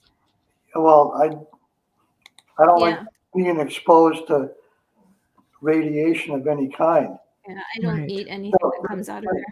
The way that they make these products and put them out on the market is, let's say they come up with a new type of food, right? But what they do is they hand a spoonful of it to somebody, and that person swallows it, and if the person doesn't die, they put it on the market. Oh, that's a really good question. Mm-hmm. Mary J. Guest asks, how about uncreating technology? Well, I don't know what that means exactly. Dismantling what's already set up. It's not going to happen, but it's a great... And taking away the technology that's already there, I think, would be really difficult. You'd almost have to go live on an island and let's talk community. about DNA for a minute, because we're basically functioning on two strands of DNA. Yeah. And there's about 12 strands in all. Mm-hmm. So if the third strand opens up and then the 4th and the 5th, all the way up to the 12th. We're not going to need technology. Mm-hmm. No, I agree. We're just using it because, the 5 senses are so limited. And then with technology, we can reach out and we can communicate across the globe Mm-hmm. like we're doing now. We're thousands of miles away from each other Mm-hmm. and see each other and hear each other. It's amazing.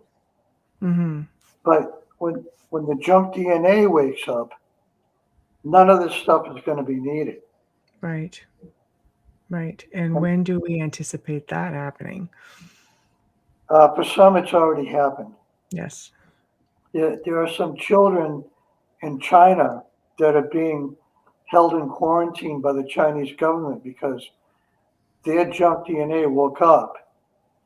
And there's one kid in particular who has the ability with his mind to shut down all the computers in the world. That's Wow. dangerous. Okay, Wow. that's what your DNA can do when it gets woken up. Right. And how does one wake it up? Do we dare say on the outer realm? Do we know? Okay, scientists have discovered how to do that, Right. Right. but who's doing it? Who can afford it? Ah, there Oh, we go. There we yes. The Right, self-chosen elite. right. Right. The There we go. multimillionaires can get their DNA woken up. But here's the other thing: that the Nazis during the 1940s figured it out. Okay, Yes, it is. and what they Yeah. did was, when a man got married to a woman, they Hmm. did a blood test, and the man was matched up to the woman through the blood test. They didn't even know each other. Mm-hmm. They probably didn't even like each other. Right. But the children that they had were extremely strong, extremely fast, Mm-hmm. extremely intelligent. Are they in those Olympics right now? Mm. Yeah, I mean, they were super kids, super children, Right. because they figured out certain blood types, certain genes, certain Mm-hmm. DNA matched up with the right Yeah. person. Well, Stan Lee kind of figured that out in one of his films. Superhumans. Yeah. Yeah. Right. He had that going on in Yeah. in one of the, well, more than one. The one thing the Nazis didn't anticipate was the fact that if you have billions of people on the planet, eventually there's going to be 2 people that meet that have that perfect genetic match, and their child is going to be born with the woken up DNA. That's scary. But it happens spontaneously. Right. Like you meet somebody and you like that person likes you, and you get married, you have a child. Super There it kid. is. Yeah. Super Mhm. kid. Yeah. It's Yeah. funny because I remember being told a theory even that there will be a whole pile of new souls coming here also that have never been here before. They're not recycled essences at all, and they're going to be coming here, and they're going to be completely of pure essence, and they're going to be coming into maybe these Newbies. super kids, and they're going to be just brilliant and Yeah. outstanding Well, and spiritual and Scary as, gifted. oh my God, that is scary If that's a AF. fact, that's Yeah. something else, isn't it? something I'd like to tell you, but I'm going to Yeah. have to tell you off camera. Okay. Okay. All right. Sorry, Yeah, guys. Yeah. Sorry, guys. We're not turning that down. Fringe benefit of being Well, the host. I don't want you two to get your channel knocked off because of something I said. Yeah. Well, yeah. I think right now the big thing is just the C The word. C word. That seems to be the flag. Yeah. Everything Yeah, I else, we have people come up with some real doozies. Just Yeah. I call it Yeah, the 2-year vacation. The YouTube especially is gone so batshit crazy that you can't say a word that starts with any letter in the alphabet. Well, No. they get sued a lot. That's why. Yeah, it's true. It's getting Yeah. pretty bad. Um, question going back, just back to the divination for a moment, your technique.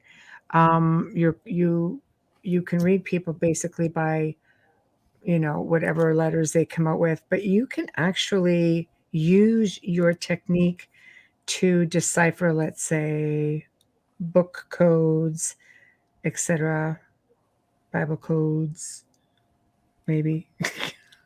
Yeah. We spoke about that briefly.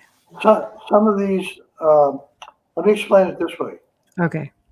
Part of learning this method is to sort of figure out what it can be used for.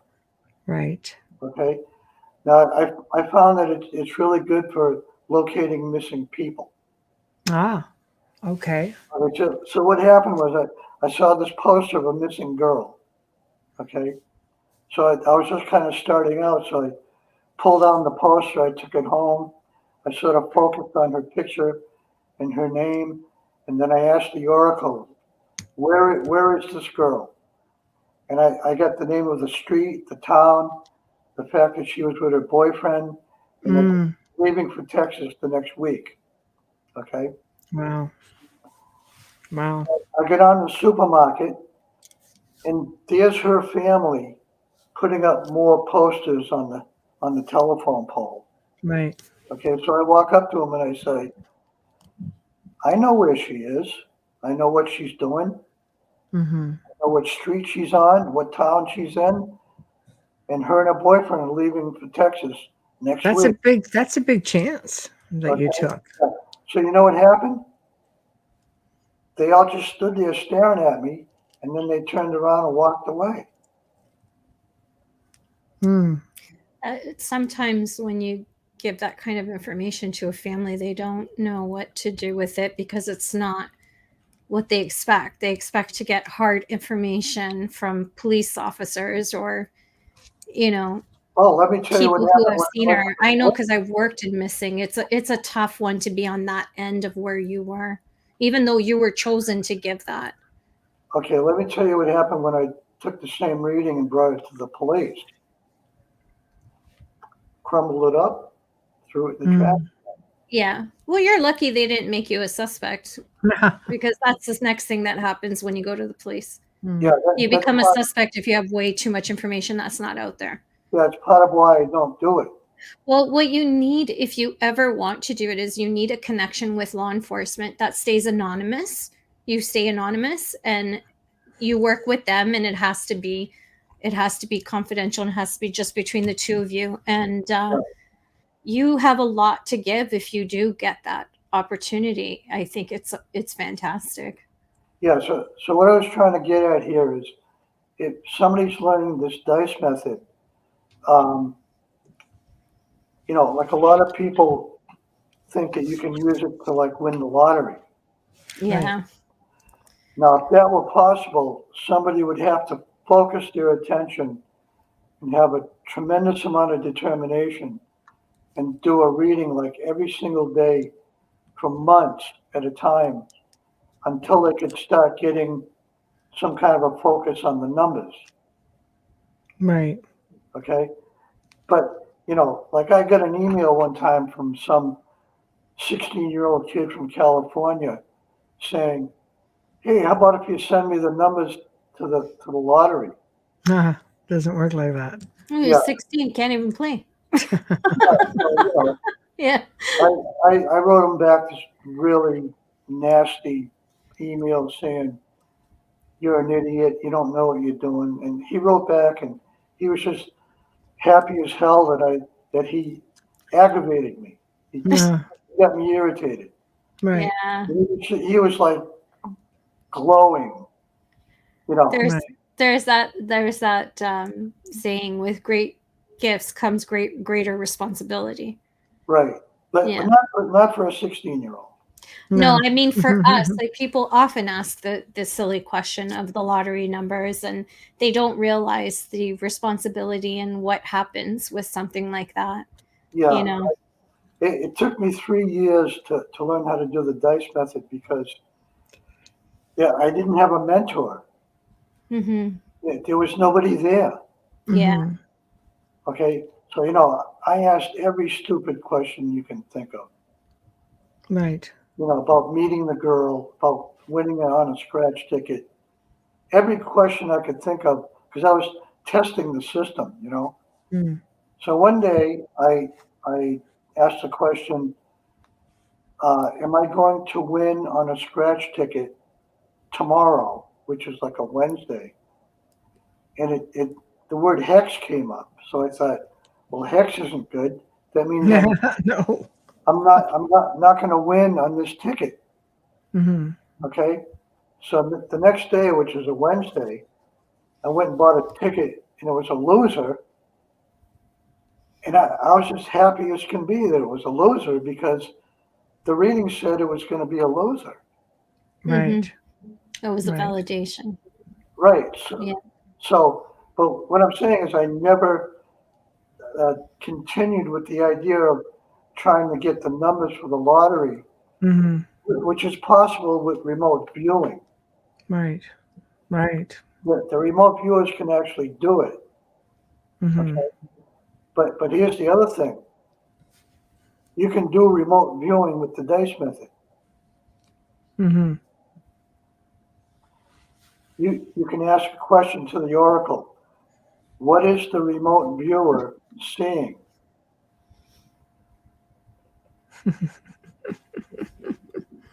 That can get It'll, technical. it'll tell you. That can get illegal. Hmm. Just saying. The other thing that happens with these dice readings is you get tarot card readings Okay. and you get I Ching readings Hmm. because it tells you. It spells it out. It'll say tarot cards, pentacles, the 10 of pentacles for Hmm. some reason comes up every single time. The 10 Hmm. of pentacles. Right. Sometimes the 10 of swords or cups or whatever. Right. And sometimes I get an I Ching reading. Hmm. Okay, That's really interesting. here's the thing. This information that you're getting from a reading, it has the day, the week, the month, the town, the country, the year, the name of the people, the street, the event, the problem, and the solution. Hmm. Right. So, It tells you everything in detail. mhm. And the technique is how accuracy, percentage of accuracy. What would you Yeah, gauge it at? getting the words is pretty much like staring into a crystal ball. Right. Because what happens is when you're staring into that crystal ball, your vision gets a little blurry. Mm. So when your vision gets blurry like that, this is sort of like the what that guy was saying about the equinoxes Yes. being the gateway. But Right. when you're falling asleep, right, and you're halfway between awake and sleep, it sharpens your psychic focus, Hmm. and that's when you get like a flash image or a sound or a word or something like it. Sometimes it comes as an entire sentence. Hmm. Sometimes I get like an entire song or a lyric with the melody and the chords, like all in one sort of flash. Right. So Right. it's that in between zone, like between awake and sleeping, where your consciousness is it's like sharpening a knife. Hmm. Wow. Yeah. I'm just letting everything you're saying compute. So, Yeah. So what you like what I tell people about learning the dice method is you get the dice and do a dice throw every day for 3 years, mhm. Wow. and you learn it. You're gonna learn it. Wow. Because what I tried to do was come up with all these shortcuts and explain, all these things, techniques about how to get the words and all that. That doesn't work. What does work is you do it the way I did it. So Mhm. what you're doing actually is you're inventing a divination method yourself. Right. But there's no way of learning it. Right. Someone writes to me and says, "Where are the instructions?" There's no instructions. No. It's I just a can have matter a, of what I have comes a up for you, book. right? There was nobody to me to ask questions to. I think Right. people are so used to buying a deck of cards and it comes with the book and how to start it, how to end it, and Mhm. to protect them and everything. But what it doesn't teach you is how to read, because if you can't read, That's even true. though they tell you anyone could What read it these is, we cards, yeah, can't you can read. literally read them, but you can't Right. spiritually read them. The Right. reading's going to be different if a medium's That's true. handling them, a psychic, rather than Yeah. someone who's not. Mhm. So, 7 but weeks. always remember there's a market for everything and money talks. So Yeah. use that in mind when you're purchasing these things. Okay. 7 weeks before I went to Sedona, I asked the question, "Who am I going to meet when I give this lecture?" And I got the name Christy. Okay. So 7 weeks later, I was walking up the street towards the mountain, and I looked down in the gutter, and there was a snake skin. So I Mm. was looking at the snake skin, and I was thinking to myself, the old me has just died away, and the new me is now reborn. Right. Okay. So as I was standing there looking at the snakeskin, this car drove by me, and it was Christy in the car with her husband. And she looked at me, and she turned to her husband, and she said, "I feel like I know that guy." Wow. The next day, I gave my lecture, and I said, "Is Christy here?" She was sitting right in front of me, waving, and she goes, "I'm Christy." And I said, "Well, I came here from Massachusetts to meet you." Right. She was the one. Wow. That's I crazy. got her name 7 weeks before. Okay. So I handed her the dice. I said, "This is what you do. You throw the dice 5 times. We're going to Mhm. write up, I got a big piece of cardboard about yay big with a magic marker. And we decoded the letters into 4 words: Aries, adopted, dragon, and Zorro. Okay. See, how would you know what the heck to do with that? They're very like random words. But let me explain that later. Okay. Okay. Well, we only have We're about like actually 5 minutes, so Yeah, not even. we're at the top of the hour. Yeah. Okay, so we got these 4 words: Right. Erie, dragon, adopted, and Zorro. Right. Hmm. So it says, my sign is Aries. I was adopted. I was born in the year of the dragon. Okay. So I said to her, "What does Zorro mean?" She said, "My husband dressed up as Zorro at a party." There we go. Okay. So Oh it meant wow. the words that mean something to the individual, clearly. Exactly. Right. That's Okay. what I'm saying. Millions of people have done this with the alphabet dice game. They've been Right. doing it for 50 years. I never knew it was divination. Right. But yeah, They're it's your thinking energy. it's only a game. It's a game. Right. Okay, so I turned around with the cardboard and I Hmm. showed it to the crowd and I explained to them about the 4 words and how she threw the dice Hmm. on the letters, who made the words. Right. It And was there it like was. it was like an explosion. Right. It was Right. unbelievable. I think it's fantastic. They got it. You know what I mean? Yeah. Hmm. They understood what I was telling them and how it worked. Right. Cool. I think it's a great technique. It seems to be easy enough for people to do and understand. It just takes practice, like anything. It's a Yeah. projection of your energy. It's intention. It's mindset. It's basically what you put out there. You just have to learn how to decipher it. That's So, from what I'm understanding. do we have time for me to answer your question? Yes, I'll make time. She's the one that clicks the off button, so don't worry. Yeah, go ahead. Please. Yeah, what was the question? I don't even remember. How when you get a bunch of words, you're just rolling the dice, you get a bunch of letters, you're putting words together. I mean, let's face it, first off, you could have, like, how many dice do you get in your kit? You get 36 dice when you order geez. them, but you only use 26. Okay, so you can pretty much come up with a whole combination of words. Oh, How do you know? Yeah, how do you know? Like, how you're just putting together all kinds of words and this whatever mix you can get. And okay, let me explain it this way. yes, please. Okay, right now you're an adult.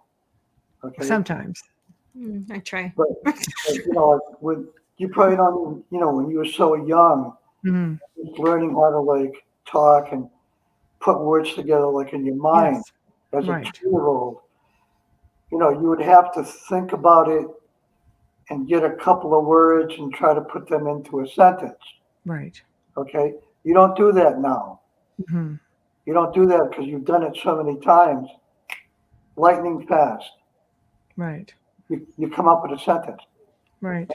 In a split second, Correct. you have an entire sentence in your mind. Right. Okay. Now, when you're looking at these letters, you get 130 letters.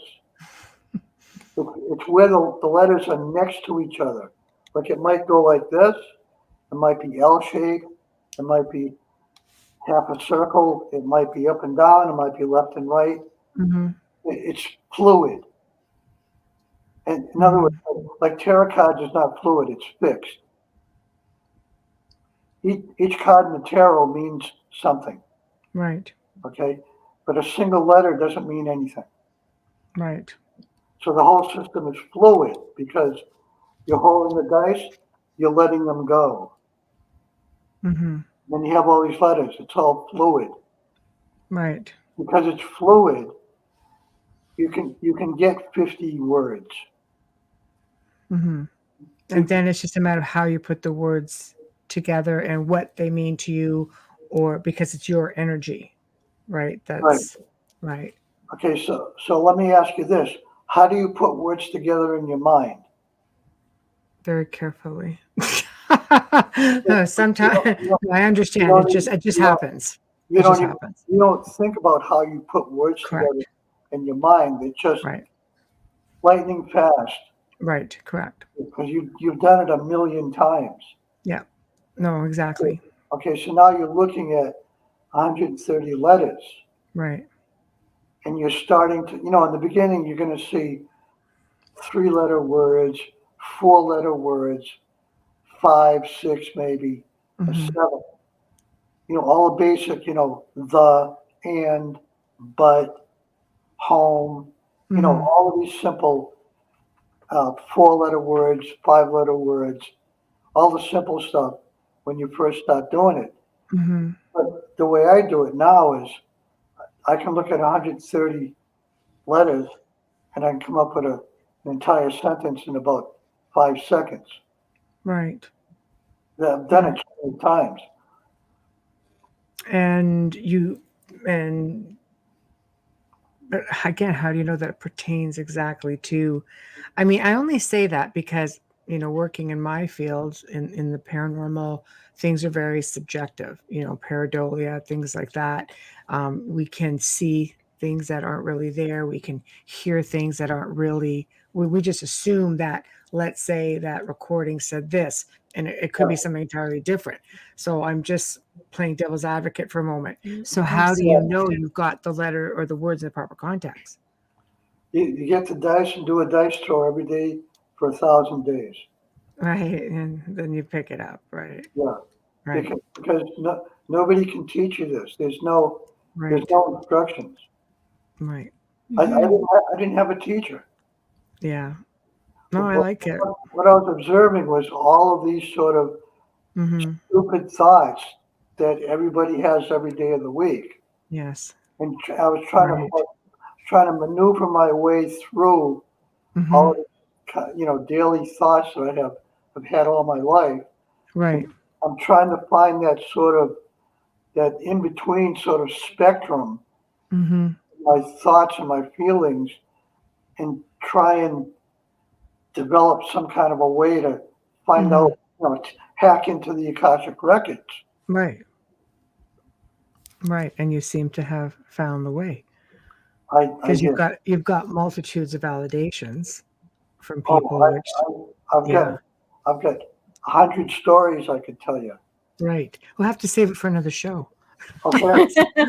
So this is the part of the show because we are over our limit. So this is where you tell everybody how to find you and how they can get in contact with you or find your books. Or, Yeah. How about if I send you a link to my Facebook page okay. and they can get in touch with me that way? Yeah, we'll put it on our Facebook page. If they want to start learning this method, Right. I would prefer that they send me 2 photos, one of each palm. Right. But here's the thing. I want to talk to them on video chat before they do anything, because if they do anything first and then get in touch with me, Right. it creates expectations. Right. And Right. I don't want them to do that, because then they'll get discouraged and they'll start thinking this doesn't work. But yeah, Right. if they contact me on video chat, like on Mm. Facebook, Right. and I get to talk to them, then they send me the Right. photos of the palm, and then they get the dice and start doing the dice draws. Okay. Well, you can send it to me and I'll put it up on our Facebook page. How That about would that? be great. Okay, just yeah, message it to me and I'll move it over and then everybody can see it at that point. Yeah, Well, thank you for joining us. It was a lot of fun, very informative. I know there's a lot of things that we didn't touch on that maybe we can reschedule you and touch on those things as well. yeah. And if you want, once this is over, Yeah, if we're still like talking to each other on camera, right. uh, I could tell you that one thing that I didn't want to mention. Yeah, I'll just put you in the green room. Because our producer will be coming on, but I'll put you in the green room so you're not going to be live while we log off, and then I'll bring you Okay, back when we're logged off. that's O- good. Okay, so I'm going to pop you right off real quick, and you'll be sitting in the green room till we close the show. All right, So thanks. thank you very much, Jim, and everybody. Thank you. We'll bring Jim back because I know there's a lot we didn't touch on. So I'm going to just remove you for a moment. That was fun.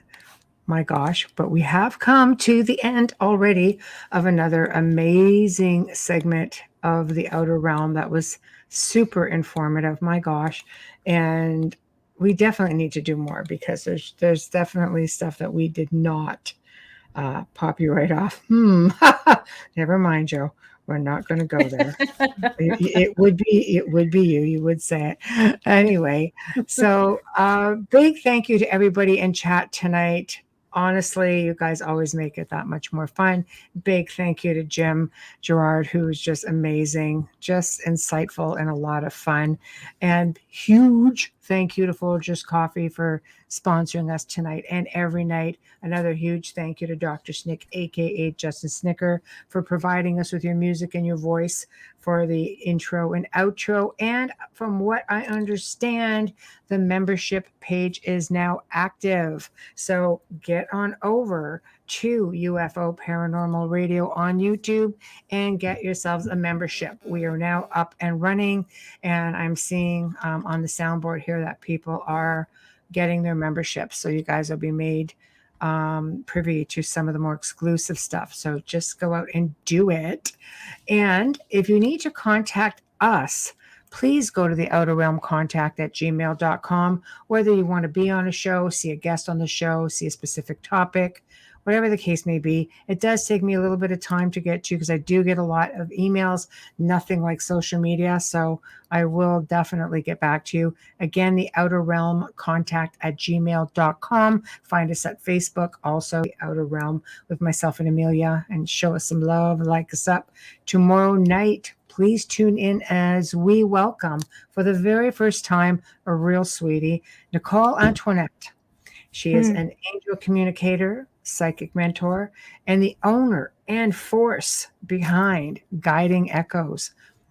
And you want to hear all about it, you've got to tune back in. She's just awesome. You guys are going to love her. So until then, we thank you and have yourselves an amazing evening. Good night.